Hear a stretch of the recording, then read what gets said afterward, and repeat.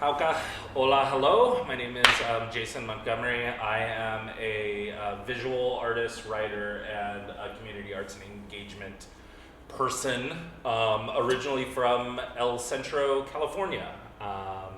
If you've never heard of El Centro, do not worry about it. No one had. It's about a mile or so from the U.S.-Mexico border, south of San Diego. And so initially, actually, it's funny, I did not come to Western Mass at first. I actually came to Hartford first. I'm the co-founder of Attack Bear Press, and one of the lead artists at Attack Bear Press, but I also, in my daytime hours, I work in the nonprofit industry, direct service nonprofit work. Right now I am currently, along with all the other things I do, the Director of Development and Communication for Stavros Center for Independent Living. I think it's funny when I start talking about like the nonprofit world that I live in and the art world, people don't see the connection, but with my work, I feel like it is so justice driven, and its basis is in the idea. I am a Chicano American. My family is indigenous California, indigenous Baja, Mexico. My grandfather's Cape Verdean, indigenous in Los Angeles, and then my dad, as he puts it, is the whitest guy on the planet. So a lot of my work is driven by a desire to decolonize and to really try to figure out what comes after. We forget that the United States colonized the western part of the world, the western part of the United States, not that long ago. It was 1842 when the United States came to Alta California, and so it's 100 and something years have passed. So a lot of my work is driven by that colonization, by the colonization of Mexico into Alta California after their independence from Spain, the colonization of Spain of native Californian people, native Baja people, and trying to figure out where you go from there. My indigenous people have gone through multiple cultural genocides, ethnic cleansings, a literal genocide from the United States. And so what do you do when you possess the identity of both colonizer and colonized, and how do you balance that, and how do you detach yourself and move forward from that? And so for me, the connection with human service and being of service to a community and working through these philosophical, spiritual, and personal questions in art is deeply connected. The artist is of service to the community. The artist, is there to reflect the community, to answer questions, to raise questions. And in the same way, I can't philosophically fill those roles as an artist without literally filling those roles as a nonprofit professional. And so, when I first came here, I come, because in Hartford there are some massive housing issues and massive ownership issues.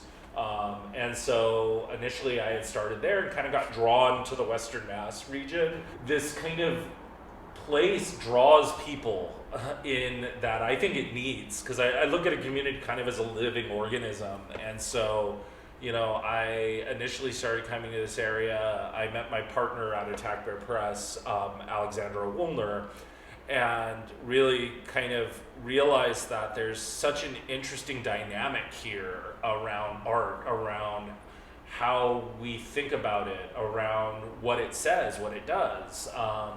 We keep our studio in Holyoke. We're in the Baustein building, 532 Main Street, here in lovely downtown Holyoke, in El Corazon, the heart of Holyoke.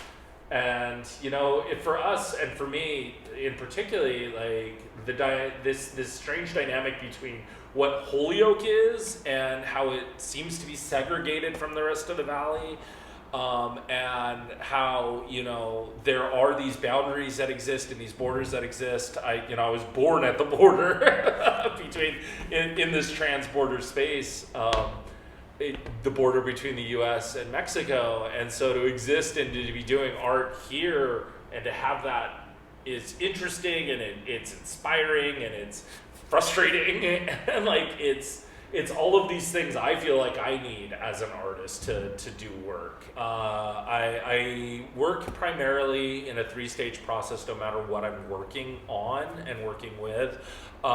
So it starts with the found materials, the scavenging, the reclaiming, whether that be from various dumpsters or materials or stuff I find on the ground.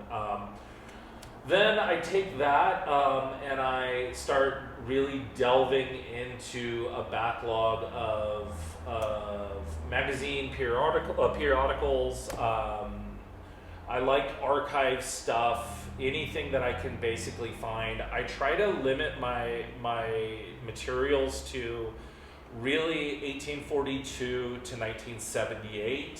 Sometimes I do kind of, depending on what's going on, I'll dip into some modern stuff, but I really like that period. Pulling stuff out of there and then collage working with it. I don't try to do what I think most collagists do, where they are looking to create surreal images that blend. Really, I look to just create a background. Those are, they're aggressive, they're messy, they're not pleasant to look at. And I tell people like that, like, I don't make art that's like fun to enjoy, like fun to go and stare at, or like, a lot of it is like, it feels like motion sickness given like life on garbage. And like, when you tell people that's the artist I am, like, but for me, that's the colonial process. It's messy, it's aggressive, it's violent, it's at some point out of control and on a life of its own. And so when I end with that, when I get to the point with stuff that I feel like I'm done with it, that's when I start the process, the decolonizing process for me. Because for me personally, it's hard to look backwards, and it's hard to go backwards, which so much of when we talk about decolonization, it seems to be this desire to return to something that was taken from us. You start wondering like, well, what's forward from here? And so for me, the process of decolonization is the process of like a guided synthesis in which the agent of that synthesis is the individual, indigenous person who says like, I will create, taking from what I can know of the old and what's taught to me by elders, by other tribal members, by other indigenous people, and I will merge it with the new. I will exist in both of these places. I will, I can't be one or the other at this point. I can't go backwards. This knot is tied. So what I start doing at that point is I'll take high resolution photos of small sections of these collages, and I start building, and I'll work with any digital like photo manipulation. Like at one point I was doing some stuff in MS Paint from like 95, and I start building these secondary images that are meant to be beautiful, that are meant to be consumable, that are meant to be, things that like at times they can say something very, very difficult, but like they're meant to have like a beauty, and so then I'll produce those as prints. I like to use glisse printing for those. I like Moab paper, produces really good like photo images. It's funny. It's almost like dealing with photography prints, but they're my kind of artwork. So like I'm a dyslexic kid from a poor family that was born a mile from the border. I grew up in East LA, like where like my dad like calls our, like when he talks about where we grew up, like he's like, yeah, it was a war zone, because it was like, I couldn't read well into my like, teens. Like there's no excuse. you can find the love for it, and once you find the love for it, the rest will come. Like, and so yeah, it all kind of plays together. It all kinds of ends together. I try to create spaces in which we can have a brown conversation, have a BIPOC conversation with each other, but that also allows folks to come into that space and understand it, and maybe, you know, have some fun while they're there, or have some engagement while they're there, but also on our terms. You know, we have some other shows coming up. I have some personal shows coming up. You know, a lot of publications coming out. And it's weird, you know, for us, we took a huge hit when it came to doing public art, but, you know, it also has given us the chance to kind of imagine what we're doing, and to look for points of accessibility. You know, I think we'll maintain some of our digital presence. I think that we're looking to maintain, like, what can we do with scheduling? You know, when we did the Calaveras State Coronavirus show, we actually scheduled appointments for it.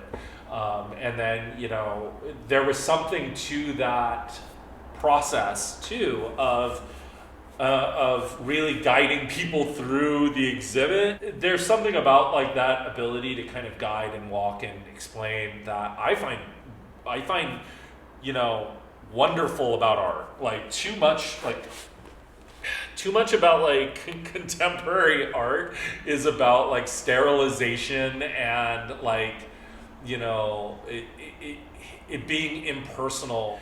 It's, you know, the architecture's interesting, but, like, there are these gigantic pieces that fill, like, huge warehouse walls, and, like, you know, they're Instagram moments, and there's no person to that. And, like, I like desperately want to make a book where it's like the same photograph being taken in front of the same exhibit over and over and over, because we go pretty regularly, and it's like I see the same photo in the same spot, and you can almost put an X on the ground, and it's so impersonal and so generic and so, like, just repeated, and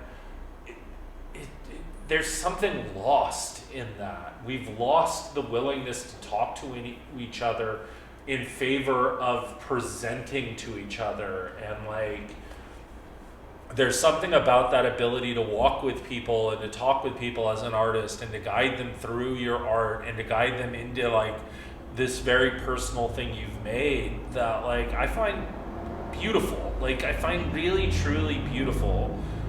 And so I'm hoping we can keep some of that, like, you know, to keep some of that connection that came from a place of having to disconnect. We're dropping pretense, and we're not doing it anymore.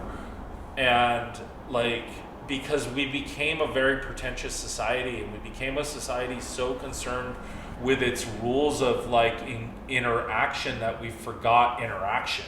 Like, we forgot how to talk to somebody. We forgot, you know, and I grew up around many brown people, like, many brown people who love to talk, and, like, you know, you just, that I miss that. I miss that talking.